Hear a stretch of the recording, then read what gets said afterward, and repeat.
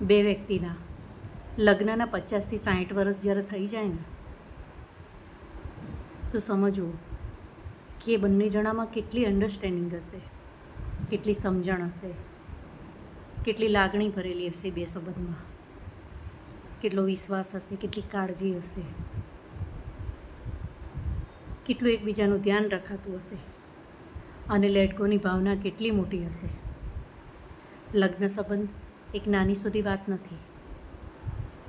અત્યારે તો લગ્ન થાય છે અને જોઈએ છે 2-4 વર્ષે તો છૂટાછેડા થઈ જાય છે.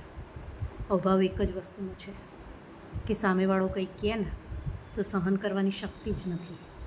આ સહન શક્તિ બહુ જ મોટી વસ્તુ છે બે જણની એક સંબંધને સક્સેસ બનાવવા માટે. અત્યારે છોકરીઓ કેપેબલ હોય છે, પોતાના પગ પર ઊભી હોય છે, તો થોડી બોલકી હોય છે, પણ બોલાતું નથી એક સંબંધની અંદર.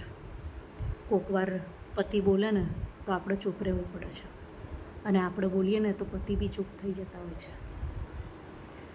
બે જણના સાથ હશે ને તો જ એક સંબંધ આગળ વધે, એ સિવાય વધે નહીં.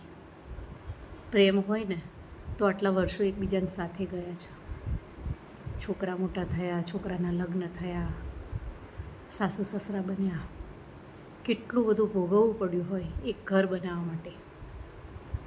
પતિ પત્ની, લગ્ન જીવન અને એક ઘર જેવી તેવી વસ્તુ નથી. બહુ જ ભોગ આપવું પડે છે ત્યારે બને છે.